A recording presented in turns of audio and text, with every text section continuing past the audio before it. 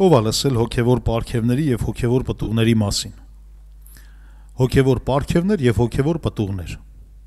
Որն է հոգևոր պտուղը եւ որն է հոգևոր պարգևը։ Ինչ է հոգևոր պարգևը Իրանից ներկայացնում։ Եթե քեզ հետաքրքիր է, ուրեմն այսօր խոսելու ենք դրա մասին։ Մատթեոս 5-րդ գլխում 13-ից 16 խոսքերում Հիսուս Քրիստոսը մի հետաքրքիր բան ասում։ Ասում է. դուք երկրի աղն եք։ Դուք երկրի աղն եք։ Ովքեր։ Դուք բան չի այս երկիրը այսքան անհամ։ Գիտեք, հետաքրքիր մի բան,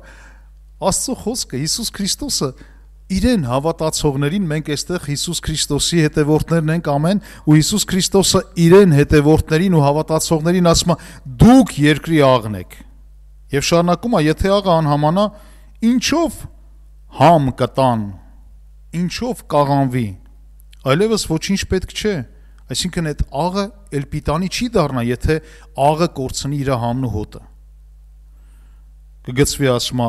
մարդկանց ոտների տակ ու մարդիկ կող կտան նրան։ Մեր սեղանների ամենակարևորագույն գերակրատեսակներից մեկը որն է։ Աղն ու հացը։ Այսինքն, եթե աղը պակասում է սեղանից, ինչքան ուզում է համով միս լինի։ Ես մսակերներին եմ ասում, մարդիկ կան, որ ընդհանրապես միս չեն սիրում,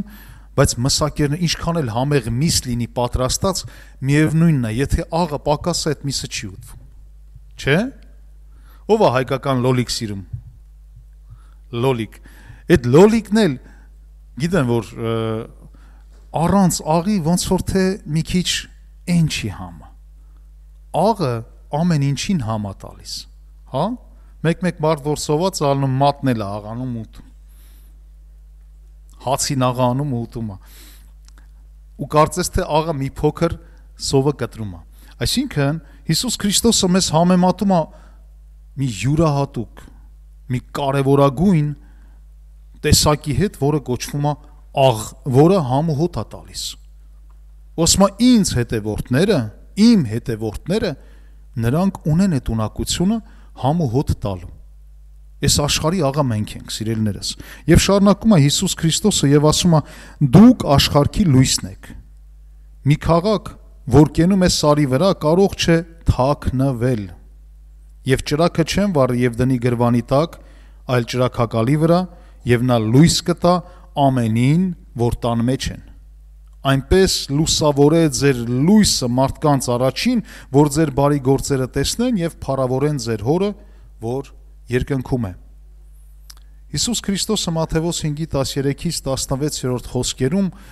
արթնացնում է մեզ։ Մեզ քնից հանում է։ Մեզ նորից հիշեցնում է, թե ով ենք մենք։ Ով այսօր եկել անկեղծ ենք, տխուր, հոգսաշատ, խնդիրներով լի։ Կան մարդիկ անկեղծ ձեռ են բարձրացնում, կան էլ մարդիկ անկեղծ նստած են ձեռ չեն բարձրացնում։ Բայց ես գիտեմ, որ բոլորս էլ ունենք հոգսեր, խնդիրներ, կարիքներ, պրոբլեմներ կան շուրջ մեր բոլորը, բայց գիտես հետաքրքիրը որն է, որ Հիսուս Քրիստոսը ուզում է ինձ ու քեզ այդ հոգսերից ու պրոբլեմներից արթնացնի, ասի լսի մի հատ ուշքի արի։ Դու գիտես ով ես։ Քո վրա մեծ օծություն կա։ Ինձ հետևորդներդ, ինձ հավատացողներիդ վրա կա զորություն։ Այս աշխարհը սենց թե նենց անհամ է։ Իսկ դուք ես աշխարհի մեջ, իսկ դուք ես կյանքի մեջ համ ու հոտ տվող զորություն ունեք։ Դուք են աղն եք, որ պիտի համ ու հոտ տաք։ Ինչ իրավիճակ էլ ուզում է լինի։ Այնքան դուրս գալիս է Դավիթ թագավորը, որ չնայած Դավիթ թագավորի ծանր իրավիճակներին, ինքը երբեք տեսիլքից, Աստծո կոչումից չընկավ։ Հիշում եք Դավիթին։ Դուրս գալիս է նաև Գողիաթի պատմությունը, որ մի հատ զորավոր բանակ, Սավուղի բանակը, որ բազմաթիվ բյուրբյուրավոր հաղթանակներ էր տարել, բայց մի հատ Գողիաթի պատճառով, մի հատ խնդրի պատճառով, մի հատ պրոբլեմի պատճառով թաքնվել էր խրամատի մեջ, դուրս չէր գալիս։ Դավիթը ու Սավողի բանակը մի հետաքրքիր տարբերություն ուներ։ Սավողի բանակի զորքը, որտեղ Դավիթի եղբայրներն էին նաև, նրանք մոռացել էին, թե ով են իրենք։ Նրանք մոռացել էին, թե ովքեր են իրենք։ Դու գիտեք հետաքրքիրը որն է, որ երբ մենք մոռանում ենք, թե ով ենք մենք, խրամատից դուրս չենք գալիս։ Խնդիրները շալակում ենք ու այդ խնդիրներով սկսում ենք տառապել։ Իսկ երբ որ գիտենք, թե ով ենք մենք, գիտեք ինչ է լինում, այդ մեր խնդիր կոչեցյալ Գողիաթը պարտություն է կրում։ Խնդիր կոչեցյալ Գողիաթը պարտվում է, բանից պարզվում է, որ այ Աստված ջան, ինչքան հեշտ է Գողիաթներին հաղթելը։ Ինչքան հեշտ է մեր կյանքի խնդիրները պարտության մատնել։ Գիտեք որն է դրա։ Դավիթը չէր մոռացել, թե ով է ինքը։ Դավիթը ասում էր. ես ամենակարող Աստված ունեմ։ Կենթանի Աստվածը իմ Աստվածն է ու նա իմ հետ է։ Կենթանի Աստվածը քո Աստվածն է եւ քո հետ է։ Մոռացել ես։ Հիսուսը հիշեցնում է. ես քո հետ եմ եւ դու ես այս երկրի աղը, լույսը եւ այն քաղաքը, որը կանգնած է սարի վրա։ Մատթեոս 5-րդ գլխում Հիսուս Քրիստոսն ասում է. դու լույս ես։ Ես ու դու լույս ենք, սիրելիներս։ Խավարի մեջ լույս տվողները մենք ենք։ Այս աշխարհը ասես տենենց խավարի մեջ է։ Եվ շատ իրավիճակներ կփորձեն մեր լույսը հանգցնեն։ Բայց այն կրակը, որը Տիրոջից մեր մեջ վառվում է, դա անհնար է հանգցնել։ Դա անհնար է հանգցնել։ Աստված այդ զորությունը դրել է մեր մեջ, որ մենք ոչ թե մարենք այդ լույսը, այլ ավելի բորբոքենք ու ավելի լուսավոր լինենք։ Մենք երբ որ թաքցնում ենք, ասում է, ճրակը չես կարա վառես ու դնես գրվանի տակ, այսինքն թաքցնես ինչ որ մի մահճակալի տակ կամ պահարանի մեջ։ Եթե դու թաքցրեցիր, ապա իմացի մի բան, սիրելիս, անպայման տունդ բաժար կտաս։ Հələ դու կարա ճրակը վառի ու դիր մահճակալի տակ կամ էլ թե չէ պահարանի մեջ, ինչ կլինի։ Գիտես, դու Տիրոջից վառվող կրակ ես, լույս ես, ճրակ ես, որ երբեք չպետք է թաքցնես քեզ։ Երբեք չպետք է թաքցնես քո էությունը Տիրոջ մեջ, որ դու Տիրոջն ես պատկանում։ Եվ Հիսուս Քրիստոսը բնակվում է քո մեջ, սիրելիս։ Հիսուս Քրիստոսը այստեղ արտասնում է ու կհիշեք այն խոսքը, որ ասում է իմաստուն մարդը իր տունը կառուցում է ժայռի վրա, իսկ հիմա նա որտեղ ավազի վրա։ Եվ պատմությունը շարունակում է ու ասում ավազի վրա կառուցող մարդու տունը կքանդվի, երբ որ հեղեղներ, անձրևներ, քամիներ կգան, այսինքն խնդիրներ, հոգսեր, բայց ժայռի վրա իմ կառուցող մարդու տունը ինչքան էլ հեղեղներ, փոթորիկներ ու քամիներ կլինեն, երբեք չի քանդվի։ Եվ Հիսուս Քրիստոսը այստեղ նույնպես Մատթեոս 5-րդ գլխում մեզ նմանեցնում այն քաղաքին, որը սարի վրա է կանգնած։ Այդ դու այդ քաղաքն ես։ Եթե Հիսուս Քրիստոսի վրա, Հիսուս Քրիստոսի խոսքի վրա է կառուցվում քո քրիստոնեական կյանքը, սիրելիս։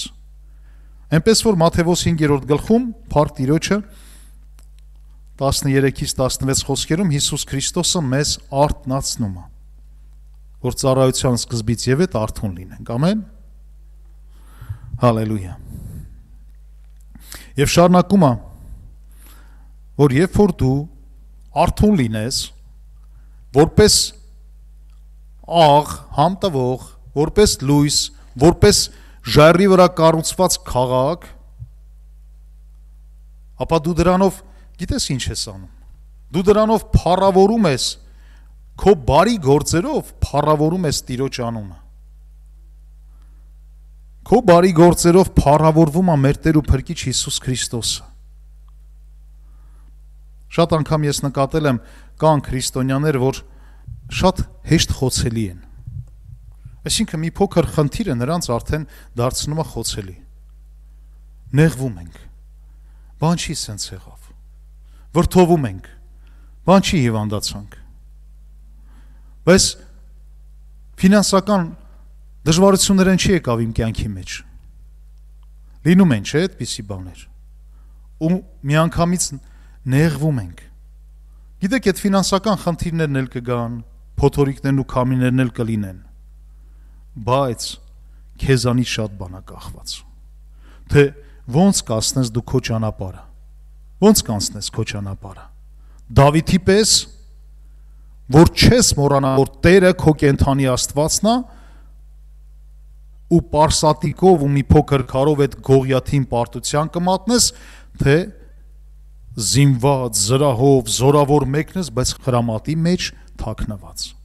Հովհաննեսի 7-րդ գլխում Հիսուս Քրիստոսը ասում է 7:38-ում, ասում է. ինձ հավատացողի փորից կենթանի ջրերի գետեր կբխեն։ Երբ որ լավ ենք լինում, մեր բերանը չի փակվում, ում ասես կքարոզենք։ Երբ որ լավ ես լինում, ում ասես քարոզում ես։ Հələ մի հատ հարց տամ, երբ որ տրամադրություն չունես, ինչ որ մեկն էլ խոսքի կարիք ունի, կարողանում ես քարոզես։ Ասում եմ մեկն ալնի ինձ քարոզի։ Կամ արդյոք մենակ ուրախ, լավ տրամադրության ժամանակ է պետք, որ ես հասկանամ ու ցույց տամ, որ ես եմ ես համ ու հոտ տվողը, լույսը եւ այն քաղաքը, որ ամուր ժայռի վրա եմ կառուցված։ Իսկ այն տխուր ժամերին, տխուր պահերին ինչ ենք անում, այնով էր են մարգարեն, որ փախել էր անապատ Իզաբելի երեսից, ով կհիշի։ Եղիաներ, այո, իհարկե Եղիաներ։ Գիտեք, մարգարե, հզոր մի մարգարե, մի հատ զորավոր մեկը, որը վախից գնացել էր անապատ, փախել էր Եզաբել թագու երեսից ու Աստծուն էլ ասում էր Տեր իմ Աստված մենակ եմ մնացել, ինձ էլ վերցրու ու պրծնենք։ Հələ շրջվի քո շուրջ բոլորը նայ, դու մենակ չես։ Հələ տես քանի հոգի կան կողքդ նստած, քո շուրջ բոլորը։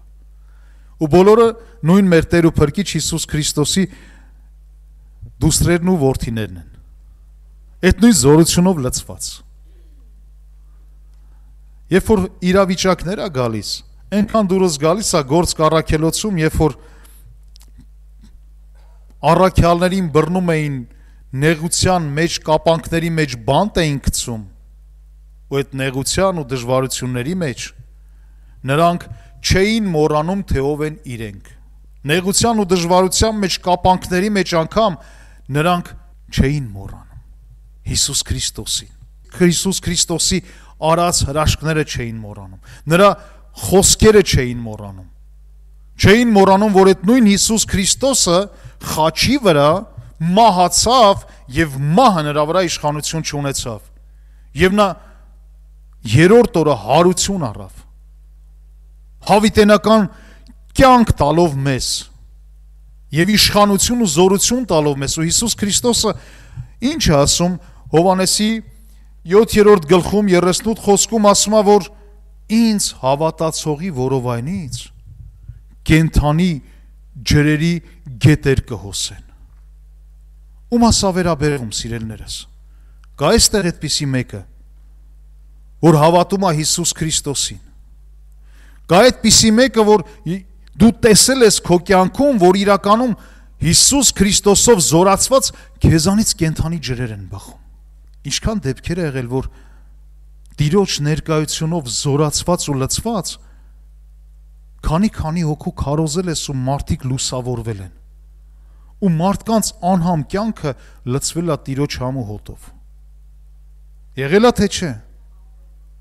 Հա, բայց դժվար իրավիճակներում շատ ժամանակ մենք մոռանում ենք ու կորցնում ենք մեր հավատքը, կորցնում ենք Հիսուս Քրիստոսին մեր տեսադաշտից ու նմանվում ենք գիտեք ում, նմանվում ենք այն աշակերտներին, որ նավակով ծովը ուզում էին կտրեն անցնեն, ով է հիշում այդ պատմությունը։ Ու Հիսուս Քրիստոսը նավակի մեջ քնած էր։ Հիսուս Քրիստոսը հետներն էր, թե չէ։ Հիսուս Քրիստոսը իրանց հետ էր։ Հիսուս Քրիստոսը իրենց հետ էր, բայց նավակի մեջ քնած էր։ Հիսուս Քրիստոսը էստեղ է, թե չէ։ Անկեղծ։ Ով է հավատում, որ Հիսուս Քրիստոսը էստեղ է։ Գիտեք, հետաքրքիրը նա է, որ Հիսուս Քրիստոսը նույնն է երեք այսօր ու հավիտյան ու ինքը էստեղ է, ինքը ներկա է քո կյանքի մեջ, որտեղ էլ որ դու լինես։ Նավակի մեջ աշակերտները, որ տեսնում էին, որ Հիսուսը իրենց հետ է ու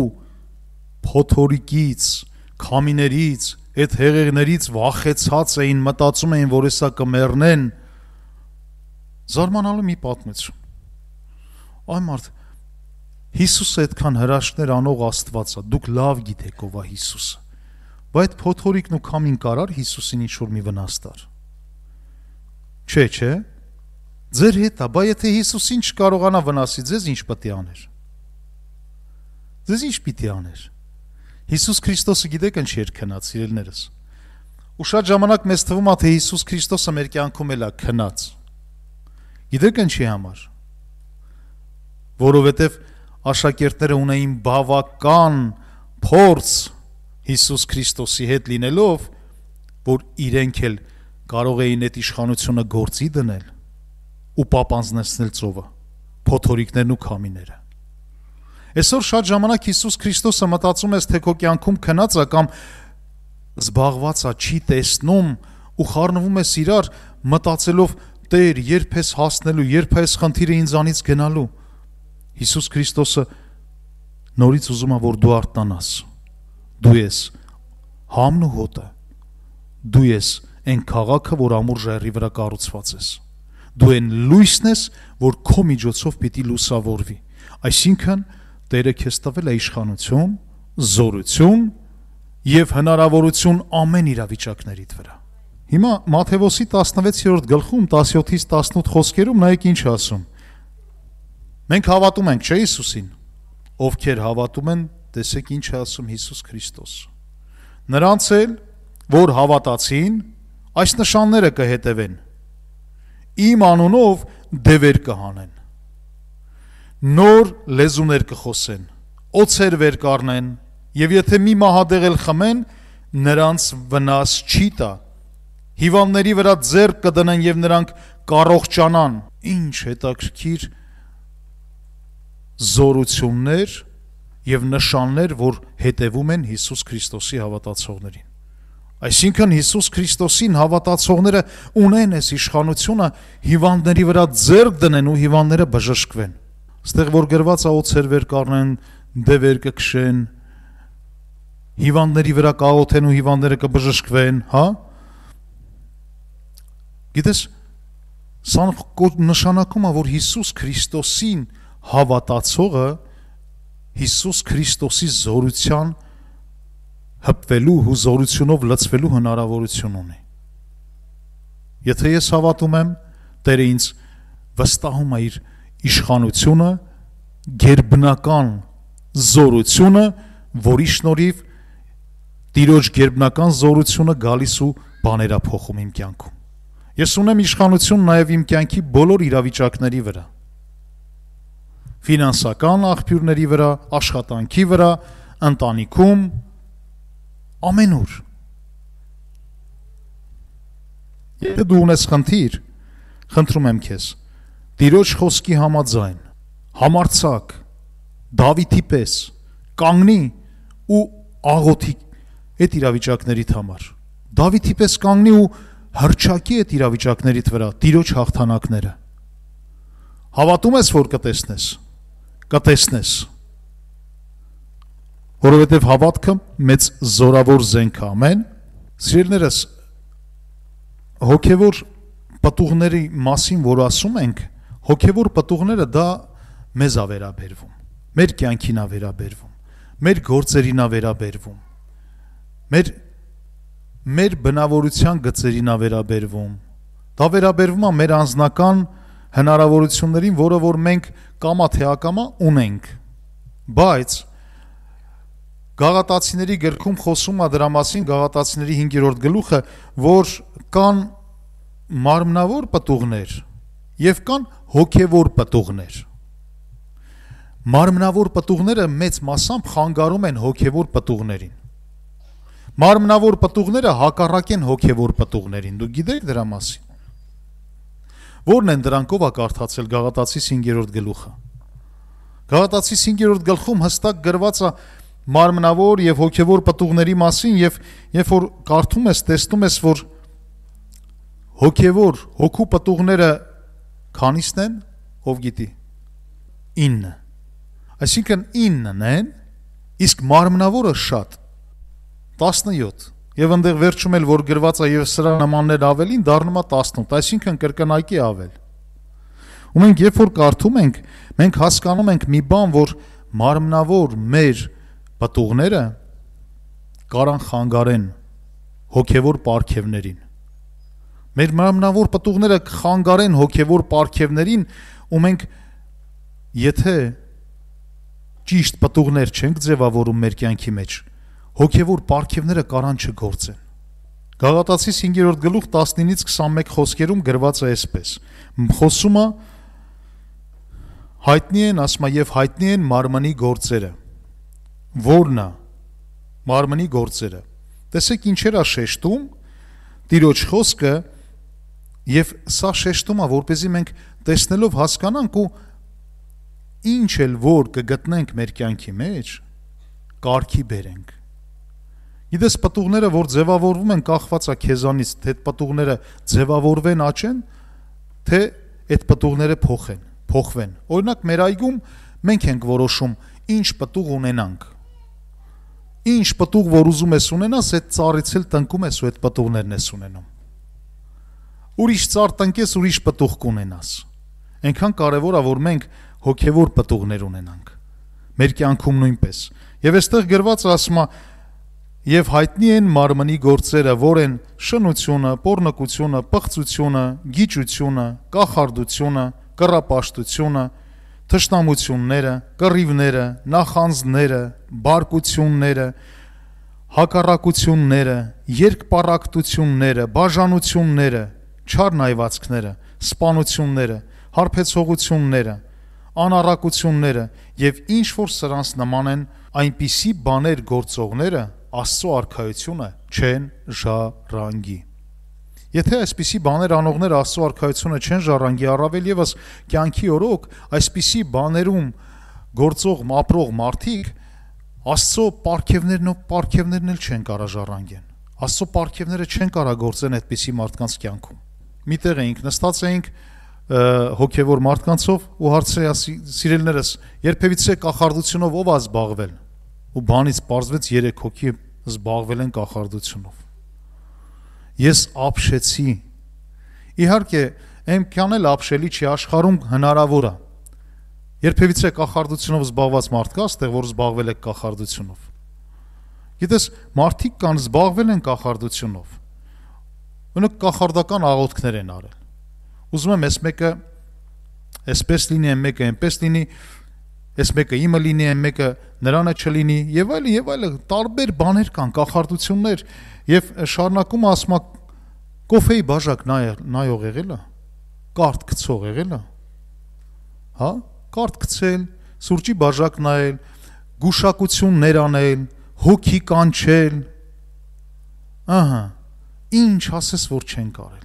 Եթե նույնիսկ անգամ կներեք, ասենց մի բան էլ ասեմ,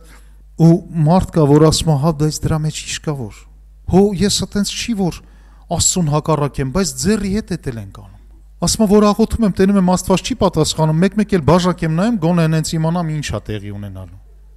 Հետո խոսում է կռապաշտության մասին։ Կռապաշտությունը բոլորս գիտենք թե ինչ է։ Բայց կռապաշտության հետ կապված ես մտածում եմ մեկ օր կարելի է թեմա պատրաստել, որպեսզի ավելի խորապես հասկանանք, հա, կռապաշտություն օրինակի համար ում տանը կա այն գործերից, որ ծառ փողով, սենց ֆինանսական, հա, տարբեր տեսակի նկարներ, տարբեր տեսակի իրեր, կարմիր թելեր եւ այլը, հա, դրանք բոլորը կռապաշտություն են, որովհետեւ մարդը ինչի վրա հույս դնում է, դա էլ իր Աստվածն է։ Թե էտել ենք ձեռի հետ անում, մարդ ես, դե թողել լինի։ Որ հանկարծ օգնի։ Հավատացյալների մոտ ես մեկ-մեկ օր չեմ նկատում,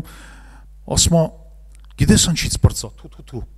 Ասում եմ, լսի ինչից պրծար կասես, բայց այդ թու-թուն էդ ինչ էր։ Կամ մեկ էլ վարատնիկն է կծում, կամ ճտում, չգիտեմ, մատերը սենց անում, ինչեր անում։ Ասում եմ, դե ինչ եք անում։ Ասում եմ, ոնց չգիտես, հավատացյալ էլ կոչվում ես։ Այսինքն հետո դու ես ամաչում, կարծես թե դու շատ բան չգիտես։ բայց ես ճանաչում եմ ու գիտեմ Հիսուս Քրիստոսին ու իր տված իշխանությունն ու զորությունը, որ գործում է մեր մեջ։ Ու մենք ենք այն համ տվողը, լույսը, աղը, այն ամուր կանգնած քաղաքը, որ մեզ պետք է տեսնեն որպես օրինակ ու մենք մեր գործերով պիտի փառավորենք Տիրոջը։ Թշնամություններ, կռիվներ, նախանձներ, չեմ ուզում սրանց վրա մանրանանք, կարող է շատերին բռնացնենք, հա, օրինակ նախանձություն։ Ինչ լավ բան է, չէ՞ մեկը մի բան առնում, թե չէ նախանձությունից գնում երկուսն էլ դու ես առնում։ Մեկն ասում է Շուշան եմ փակել, ասում ես քանի բան կա, ասում է 5-ը, գնում մի 10-ն էլ դու ես առնում բերում տուն։ Գիտես նախանձությունը, ասում ես նախանձությունը օգնում է ձեռք բերեմ, նախանձությունը չի օգնում ձեռք բերես, նախանձությունը օգնում է կորցնես Տիրոջ ներկայությունը քո կյանքի մեջ։ Եթե դու սկսել ես նախանձել ինչ-որ մեկին, կամ էլ երանի ենք տալի, երանի երբևիցե տվել եք, գիտեք ինչ է նշանակում երանի տալ։ Ես դա հələ դեռ շատ վաղուց եմ սկսել ընկալել ու հասկանալ ու ասել եմ, սիրելիներս, եթե ես երանի եմ տալի, նշանակում է ես ուզում եմ իրա նմանվեմ, բայց ինչ ես իմանում իրա կյանքը ինչպիսին է ու ինչերի մեջով անցել ու ինչեր կա իր կյանքում, որ դու երանի ես տալի, որ դա գա քո կյանքի մեջ, որ թույլ տաս դա իրականություն դառնա քո կյանքի մեջ։ Պետք չի ոչ մեկին ոչ նախանձել, ոչ էլ երանի տալ։ Երանի քեզ, որ դու Տիրոջը ճանաչում ես ու Աստծո մեջ զորանում ես։ Այդ ամենաերանելի բանն է, որ դու ինքդ անձամբ ճանաչում ես Հիսուս Քրիստոսին ու բարձրանում ես Տիրոջ մեջ ու թույլ ես տալիս,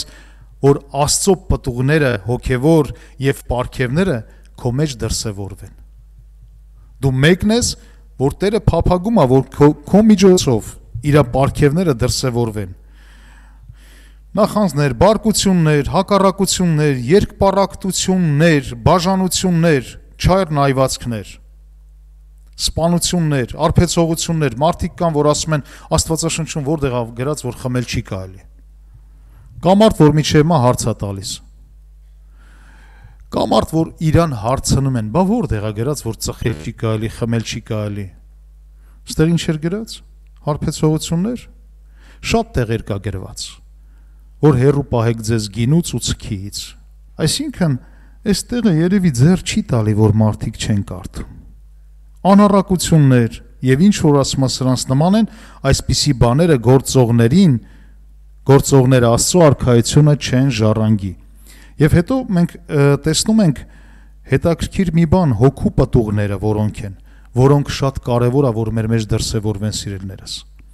Գաղատացիս 5-րդ գլուխ 22-26 խոսքեր։ Այսա վերցրու քեզ համար որպես հիմք, որ դրսևորվի քո մեջ հոգու այս պտուղները, որովհետև պտուղներն ու պարգևները միասին են գործում։ Եթե լավ պտուղներ չկա, պարգևներն էլ չեն լինի։ Եթե մի ծառ տեսնում ես, որ պտուղ չի տալիս կամ նրա պտուղը հիվանդ է, դու էլ նրան չես մշակում, չես ջրում, ինչ ես անում, կտրում մի կողմ ես գցում։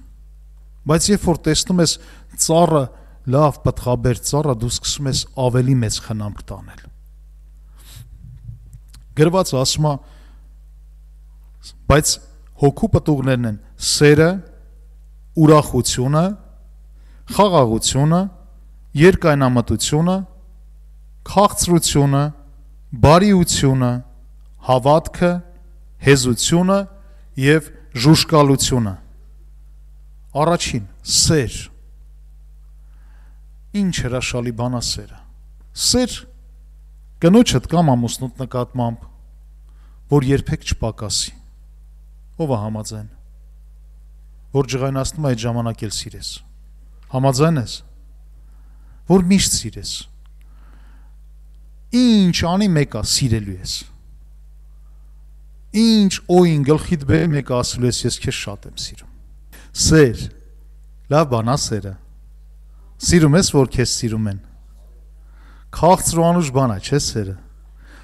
Այն նախանց, բա որ դու սիրում ես, որ քեզ սիրում են։ Անչի դու չես զում սիրես ուրիշներին, հա։ Լավ է, չէ՞ որ փոխադարձ է լինում։ Ուրախություն։ Ինչ ուզում է լինի, Կարաս անենց անես, որ միշտ ուրախ լինես։ Հա? Միշտ ուրախ լինես։ Դժվար է, շատ դժվար է, բայց այնքան էլ դժվար չի։ Գիտեք ինչի։ Ուրախությունն ու տխրությունը կախված է մեր տեսակից, մեր հայացքից, թե մենք այդ իրավիճակին ոնց ենք նայում։ Եթե մենք ամեն իրավիճակին նայենք մարդկային տեսանկյունից, շատ դժվար է։ Նույնիսկ սիրելն անգամ դժվար է։ Էդի սիրելու բանա, որ ես դրան սիրեմ։ Բայց երբ որ մենք նայում ենք Հիսուս Քրիստոսի տեսանկյունից, մենք հասկանում ենք, որ այ մարդ, դա ի՞նչ է, որ դրա համար ես տխրեմ։ Ես ուրախ եմ, որովհետև ունեմ Հիսուս Քրիստոս։ Ես ուրախ եմ, որովհետև Հիսուս Քրիստոսն է իմ Տերը, իմ օրհնության աղբյուրը։ Ես բազմաթիվ իրավիճակներով անցել եմ ու չեմ ուզում նորից կրկնվեմ ու պատմեմ, բայց ասեմ ամենադժվար իրավիճակներում, երբ որ ես չեմ կորցրել իմ հույսն ու հավատքը, չեմ կորցրել, թե ով եմ ես ու ուրախությամբ անցել եմ այդ իրավիճակները, հավատացեք, Տիրոջ են քաղցրությունն ու զորությունն գալի քեզ վրա։ Անենց հեշտ ես անցնում։ Անենց ես սիրում են մարդուն, որը սիրելու չի։ Ինքն էլ տեսնում է քո անկեղծ ուրախությունն ու սերը, ու գիտեք ինչ է լինում։ Տերը փառավորվում է քո բարի գործերով։ Ինքն էլ տենալով քեզ փոխվում է։ Ուրախություն, խաղաղություն, երկայնամտություն, քաղցրություն։ Խաղաղությունը էդի արդեն գիտեք ինչ բան է։ Երկայնամտություն, այսինքն որ երկար մտածելու եւ համբերելու ընդունակություն։ Երկար մտածելու ու համբերելու, ասма 7 անգամ չափես, 1 անգամ կտրես։ Հա? Մի հատ երկար մտածես, ոչ թե ընկնես դիմացինի ջրեր, այլ բայց դու երկար մտածես, խորը մտածես, ունես մի հատ պատասխան տաս, որ ինքը դրանից հալվի։ Կարանք։ Կարանք մեզ զորացնող Հիսուս Քրիստոսով։ Քաղցրություն, բարիություն, հավատք, հեզություն, ժուշկալություն։ Սրանք հոգու պտուղներն են, որոնք շատ կարևոր են, որպեսզի մեր մեջ ձևավորվեն։ Մեր մեջ ձևավորվեն ու սա կախված է մեզանից, թե ինչքանով ենք մենք ջանք անում եւ ինչքանով ենք մենք ուզում, որ դա մեր մեջ ձևավորվի, սիրելիներս։ 24-րդ խոսքը տալիս է նաև դրա օգնող բացատրություն, ասում է, բայց նրանք, որ Քրիստոսինն են, մեր մասին է խոսում։ Հա? Նրանք, որ Քրիստոսինն են, ասում է, իրենց մարմինները խաչը հանեցին կիրքերով եւ ցանկություններով միասին։ Եթե հոգով ենք ապրում, հոգով վարվենք։ Սնապարզ չլինենք, իրար գրգռելով եւ իրար վրա նախանձելով, այլ բարի գործերով փառավորենք մեր Տիրոջ անունը։ Անենց որ սիրելիս, եթե դու տնկված ես Տիրոջ խոսքի մեջ, Տիրոջ կենթանի ջրերի կողքին, անհնար է, որ դու պտուղ չբերես լավ։ Քո պտուղները կսկսեն լավանալ, շտկվել, հոգևոր պտուղներ կդառնան։ Սաղմոս 92:12-15 ասում է, արդարը արմավենիի պես կբուսնի, Լիբանանի մայրիի պես կմեծանա,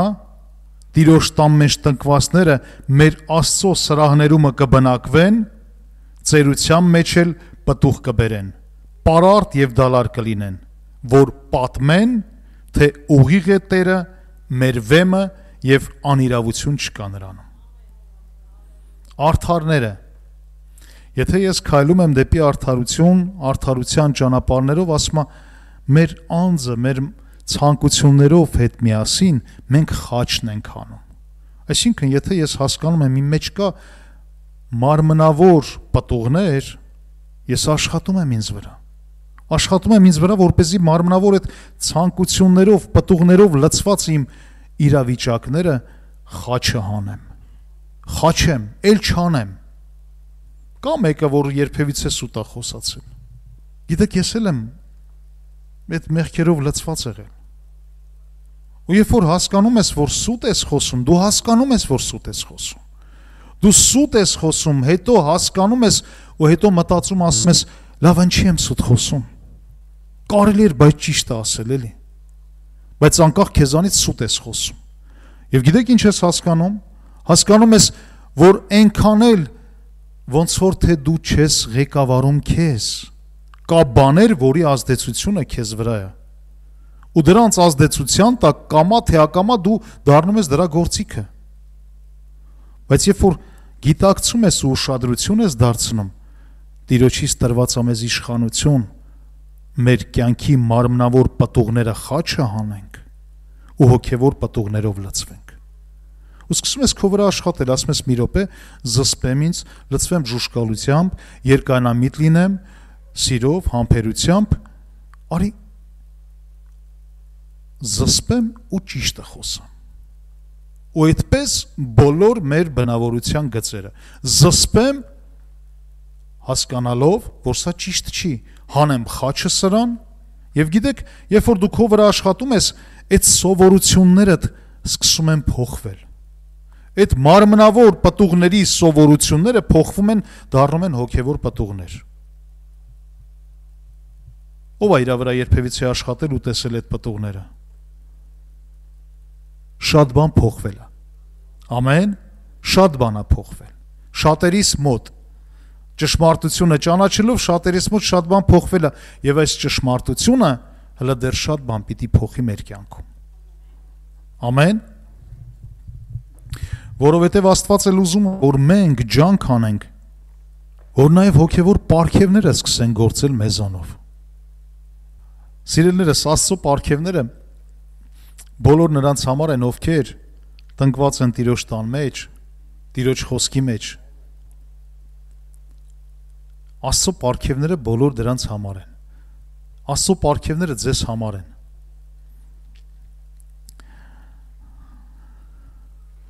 Բայց Սուրբ Հոգու պարգևներով լցվելու եւ դրա մեջ հաջողակ լինելու գաղտնիքը կախված է մեզանից։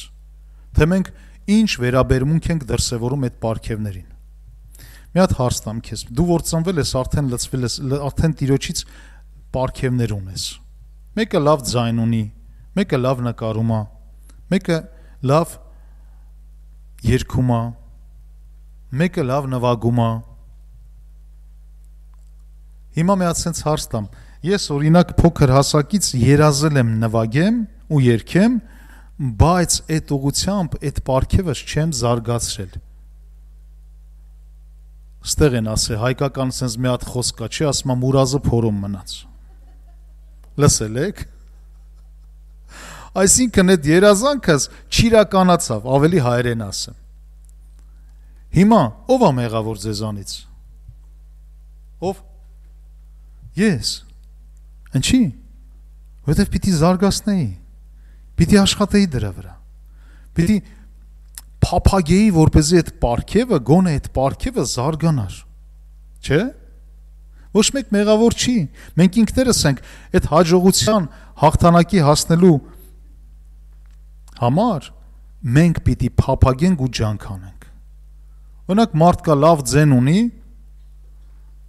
մի բան էլ ասեմ, աշխարհը գողանում է նաև քո պարգևները։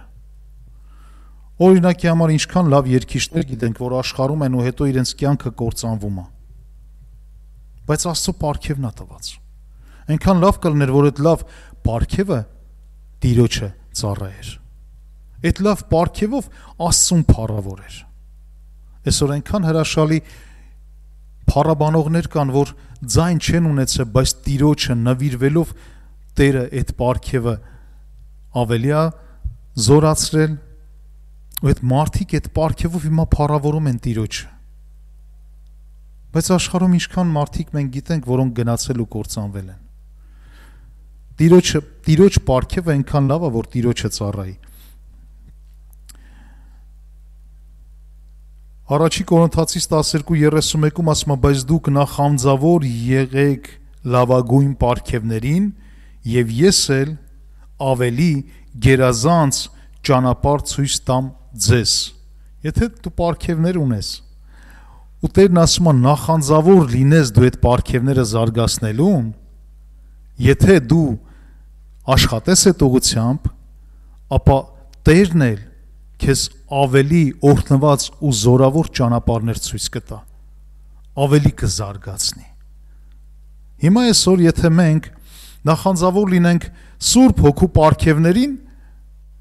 մեկի վրա ձեռ դնեմ աղոթեմ, մարգարեության պարգևին եւ այլ պարգևներին, Սուրբ Հոգու պարգևներին, եթե ես նախանձավոր լինեմ, ապա հավատա, որ Տերը կզարգացնի, Տերը կուղեկցի քեզ, ճանապարհներ կտա, հնարավորություններ կտա, որ ավելի զարգանա այդ պարգևները։ Օրինակ բերեմ, Կայենն ու Աբելը ունեին պարգև, թե չէ։ Եսավն ու Հակոբը ունեին պարգև, թե չէ։ Ունեին։ Օրինակ ասեմ, Կայենը հողագործ էր, Աբելը հովիվ էր, գառնարած էր։ Նա ամեն մեկը իր պարգևն ուներ, ամեն մեկը իր պարգևով գործում էր, գործ էր անում։ Բայց ճիշտ սիրտ չուներ Կայենը։ Այնպես չէր, որ Աստված ավելի հաճեց գառների զոհը, քան թե բերք ու պտուղի զոհը։ Այստեղ դրա տարբերությունը չէր։ Այստեղ մարդու սրտի դիրքն էր, թե ինչպես էր մարդ վերաբերվում իր պարգևին ու ինչ վերաբերմունքով էր ինքը աշխատում, դրսևորում իրան։ Կամ Հակոբի ու Եսավի պատմության մեջ նույնպես Հակոբն ու Եսավը, տեսեք, Եսավը ոնց վերաբերվեց իր պարգևին, ինքը առաջնեկն էր ու ինքը լավ գիտեր, որ հայրը իրենա ձեռնադրելու ու առաջնեկությունը իրանա փոխանցվելու, բայց ինքը ճիշտ վերաբերմունք չուներ։ Այսօր մենք էլ շատ ժամանակ Աստծո մեջ լինելով Աստծո պարգևների նկատմամբ այտենց անտարբերություն ենք դրսևորում, կամ ծառայությունների նկատմամբ, կամ նա որ դու լույս ես, աղ ես ու այն ամուր քաղաքն ես, այ դրան էլ ենք մենք մի քիչ անտարբեր վերաբերվում։ Եսավը ինչ արեց։ Եսավը մտածեց դե լավ, ինչ էլ ոնց էլ անեմ մեկա, իմ հայրը ինձ է ձեռնադրելու։ Բայց եկեք ու տեսեք, որ ձեռնադրողը ոչ թե հայրն էր, այլ Աստված է որոշում։ Աստված է որոշում։ Աստված որոշեց, որ Եսավը ճիշտ վերաբերմունք չունի։ Դրա համար Հակոբը ձեռնադրվեց։ Աստված տեսավ, որ Սավուղը նույնպես իր պարգևի նկատմամբ շատ անտարբեր էր վերաբերվում։ Ոչինչ չուներ, դառավ թագավոր, բայց Տերը հետո վերցրեց հետ այդ ամեն ինչ։ Մենք Տիրոջ լույսն ենք, Տիրոջ աղն ենք, Տիրոջ ամուր քաղաքն ենք, որ այս խավարի մեջ պիտի լույս տանք, պիտի փառավորենք Տիրոջ անունը մեր գործերով, ամեն։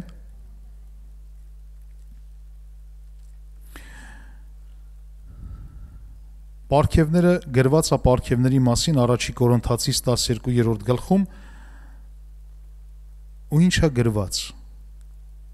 Հոգևոր պարգևների համար, ասում է, եղբայրներ, չեմ կամենում, որ չգիտենաք։ Պողոս առաքյալը ասում է, որ ուզում եմ, որ դուք իմանաք, ու անհրաժեշտ է, որ դուք իմանաք։ Հոգևոր պարգևների մասին ասում է, չեմ կամենում, որ չգիտենաք, պարգևները զանազան են, բայց հոգին նույնն է։ Եվ պաշտոնները զանազան են, բայց Տերը նույնն է, եւ ներգործությունները զանազան են, բայց Աստված նույնն է, որ ամենը ամենքին ներգործում է։ Բայց ամեն մեկին տրված է հոգու հայտնությունը օգուտի համար, որովհետև մեկին հոգուցը տրված է իմաստության խոսք եւ ուրիշին գիտության խոսք, նույն հոգու չափով, մյուսին հավատք նույն հոգով, ուրիշին բժշկություն, պարգև նույն հոգովը, ուրիշին զորությունների ներգործություններ եւ ուրիշին մարգարեություն, ուրիշին հոգիների ընտրություն, մյուսներին այլ եւ այլ լեզուներ, ուրիշներին լեզուների թարգմանություն, բայց այս ամենը հենց միևնույն հոգին է ներգործում, ամեն մեկին բաժանելով ինչպես կամենում է։ Եվ ոմանց դրեց Աստված եկեղեցում առաքյալներ, մյուսներին մարգարեներ, մյուսներին վարդապետներ, մյուսներին զորություն ծառայության մեջ, բժշկություններ, պարգևներ, բժշկության պարգևներ, օգնություններ, կառավարություններ, այլ եւ այլ լեզուներ։ Եվ այս ամենը նույն Աստված է գործում եւ նույն հոգին է գործում։ Եվ այս ամենի մեջ Հետաքրքիրը նա է, որ Աստված այս պարգևները տալիս է ոչ թե նրա համար, որ մենք մեզ վերագրենք ու ասենք, տեսեք ինչ լավն ենք, որ մենք Աստված մեզ այս պարգևները տվել է։ Օրինակ բերեմ, փոստատար, գիտեք ով է։ Փոստատարի աշխատանքը, պաշտալյոն։ Պատկերացնում եք, պաշտալյոնը ասի, ինչ լավ գործի եմ։ Ամեն առավոտ գնում եմ աշխատանքի տեղ, ու գիտեք ինձ ինչ ասես տալիս են նամակներ, ծանրոցներ եւ այլն, ու ասի ինչ տալիս են տուն եմ տանում։ Փոստատարի աշխատանքը նրա համար չի, որ ինչ որ իրան տան վերցնի տան իրանց տուն։ Փոստատարի աշխատանքը նրանում է կանում, որ ինչ որ իրան տալիս են, ինքը տանի ու հասցնի հասցեատիրոջը։ Այդ պարգևները նրա համար չի, որ դու վերցնես, վերագրես քեզ վրա ու ասես ինչ լավն եմ, որ ինձ տվել է այդ պարգևը։ Շատ լավ է, որ դու լավն ես ու տվել է Տերը քեզ այդ պարգևը, բայց այդ պարգևները եկեղեցու շինության համար են։ Այդ պարգևները նրա համար է, որ դու այդ պարգևները թույլ տաս, որ Տերը այդ պարգևները ուրիշների կյանքում մեծ գործեր անի։ Ամեն։ Գիտեք, Հիսուս Քրիստոսը Մատթեոսի 5-ում մեզ արթնացնում է իրականում։ Մատթեոսի 5-րդ գլխում ուզում է, որ դու չմոռանաս, թե ով ես դու։ Դու ես աղը, համտվողը։ Իրավիճակները թող քեզ չնեղեն։ Հիշի, որ Հիսուս Քրիստոսում ես։ Հիշի, որ ամենակարող Աստվածը միշտ քեզ հետ է։ Ամեն ժամանակ, ամեն տեղ, ամենուր, որտեղ որ դու կաս, կապ չունի որտեղ ես, Տերը միշտ քեզ հետ է։ Մի մոռացի, որ դու հենց այն համտվողն ես, լույսն ես խավարում։ Խավարը շրջապատում է մեր շուրջ բոլորը, բայց Տիրոջ կրակը քո մեջ վառվում է։ Հիսուս Քրիստոսը քո մեջ մի մեծ կրակ է դրել, անմար կրակ, գերբնական կրակ, զորավոր կրակ, որ ամեն տեսակ իրավիճակները այդ կրակից մոխրանում են, վառվում ու անհայտանում են։ Կամ դու այդ կրակը տանում ես, պահում ես ու այդ խնդիրները քեզ կարողանում են հաղթեն, կամ դու այդ կրակը վառ ես պահում ու այդ խնդիրները չեն կարողանում քեզ մոտենան։ Գիտեք, անտառում գիշերը վայրի գազանների կողքին դժվար առանց կրակ։ Նրանք հոտառություն ունեն։ Վայրի գազանները հոտառություն ունեն քեզ գտնելու նույնիսկ խավարի մեջ։ Ամենամութ տեղը, որ դու չես էլ երևում, նրանք քեզ կգտնեն ու կմոտենան կհոշոտեն։ Բայց երբ որ կրակ ես վառում, նրանք այդ կրակից սարսափում են ու չեն մոտենում։ Հիսուս Քրիստոսը քո ներսում գերբնական կրակ է դրել, որ այդ կրակը երբեք չպետք է պահես, այլ պետք է ավելի վառ պահես, բարձր դնես, որ այս աշխարհի գազանացած աշխարհի այս խավարի մեջ գազանները քեզ չկարողանան մոտենան։ Նրանք միգուցե ձայներ կհանեն, միգուցե ցույց կտան, որ քո շուրջ բոլորը պատտվում են, բայց Տիրոջ կրակը չի թողի, որ նրանք քեզ մոտենան։ Դու այդ կրակով լցված լույսն ես, սիրելիս։ Մի մոռացի ով ես դու։ Հիսուս Քրիստոսը ասեց, ինձ հավատացողի որովայնից կենթանի ջրերի գետեր կհոսեն։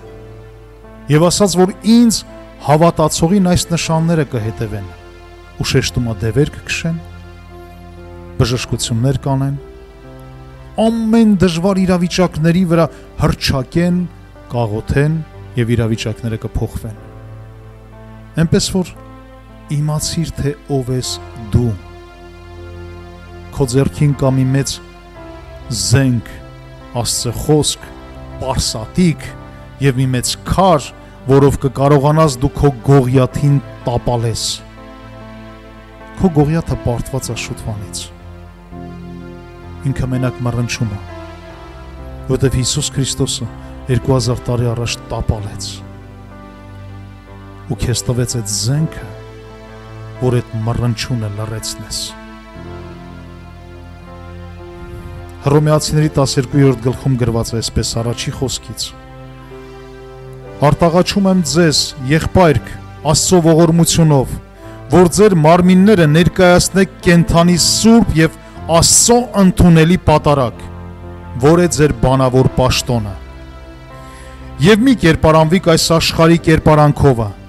այլ նորոգվեցեք ձեր մտքի նորոգությունով, որ դուք քննեք, թե ինչ է Աստծո կամքը, բարին, հաճելին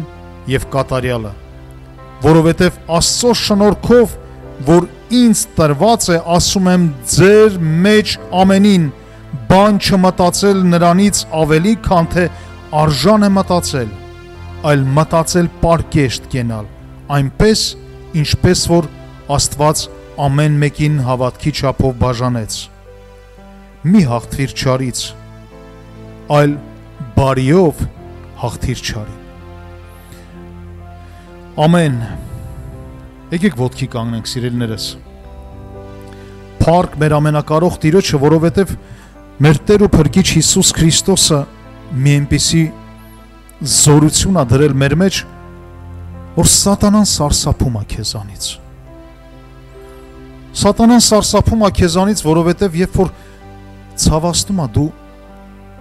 ուրախանում ես, ուրախությունով փառավորում ես Տիրոջը։ Դժվարություններիդ մեջ քո ուրախությունը, սերը չի պակասում։ Սատանան դրանից է սարսափում, սիրելիս։ Ոչ թե սատանան սարսափում է քո սենց մի հատ հայացքից, այլ երբ որ դժվարություններ են գալիս, սատանան սարսափում է, որ դու դեռ փառավորում ես Աստծուն։ Ուրախությամբ, սիրով,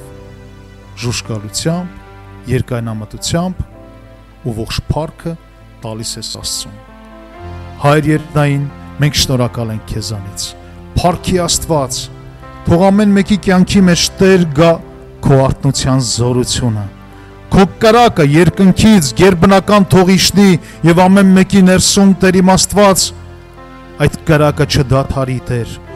այլ վառվի ավելի զորավոր կերպով, Տեր իմ Աստված, որ ամեն մեկը գիտակցի եւ հասկանա, որ դու իր կողքին ես, իր մեջ ես բնակվում։ Եվ քո գերբնական զորությունը, Տեր, մեր համար ճանապարհ է հարթում, Տեր իմ Աստված, ամեն տեսակ ծովերը բացվում են մեր առջև եւ ամեն տեսակ խորթուբորտները հարթվում են Հիսուս Քրիստոսի զորավոր անունով։ Փառավոր Աստված, եւ չկա մի խնդիր, եւ չկա մի հոգս, որ չունենա լուծում, Տեր իմ Աստված, որովհետեւ դու ես մեր կենթանի Աստվածը, մեր հույսն ու ապավենը, Տեր, եւ մենք քեզ ենք հուսացած, փառավոր Աստված, եւ թող մեր կյանքի բարի պատուղներով, հոգևոր պատուղներով, Տեր իմ Աստված, եւ բարի գործերով ամեն ժամանակ փառավորվի քո սուրբ անունը, Հայր։ Օրհնելով օրհնում եմ եկեղեցուն, ժողովուրդը, օրհնելով օրհնում եմ ամեն մեկի կյանքը Հիսուս Քրիստոսի անունով եւ ամեն մեկի վրա հռչակում քո այն լույսը, համն ու հոտը, եւ որ ամեն մեկը լինի ամուր ժայռի վրա հաստատուն կանգնած զորավոր քաղաք Հիսուս Քրիստոսի անունով։ Տեր, շնորհակալ ենք քեզանից։ Փառք, մեծարանք ու պատիվը քեզ։ Ամեն։